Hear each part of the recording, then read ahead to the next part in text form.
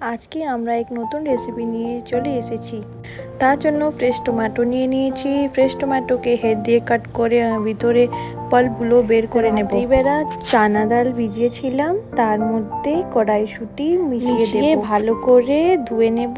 ধোয়ার পর মিক্সির জারে দিয়ে দেব অ্যান্ড তার মধ্যে পেঁয়াজ, আদা, রসুন, লঙ্কাগুলো দিয়ে পেস্ট করে নেব ভালো করে। তারপর একটা কড়াই নেব, নিয়ে তার মধ্যে জিরা, শুকনো লঙ্কা, তেজপাতা দিয়ে ওই পেস্টটা ভালো করে ফ্রাই করে নেব।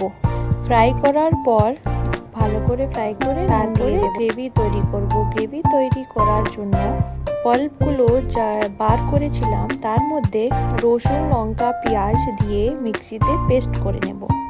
আর ফ্রাইড ডালটা ঠান্ডা করব, আর হাত দিয়ে দেখে নেব ভালো করে ঠান্ডা হয়েছে কি না। দেন টমেটো নেব, তার মধ্যে এই ডালটা ভরে নেব। ভরে ঢাকনটা লাগিয়ে দেব। ঢাকন তেলে দিয়ে দেব, ভেজে নেব ভালো করে।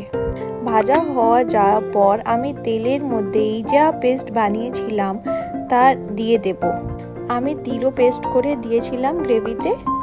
এইটা আপনাদের ইচ্ছে, দিলে ভালোই লাগবে। না, আমার স্টাফ টমেটো রেডি হয়ে গেছে।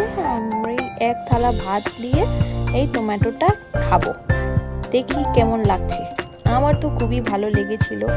আপনারা ট্রাই করবেন, ভালো লাগলে কমেন্ট করবেন। Thank you, by.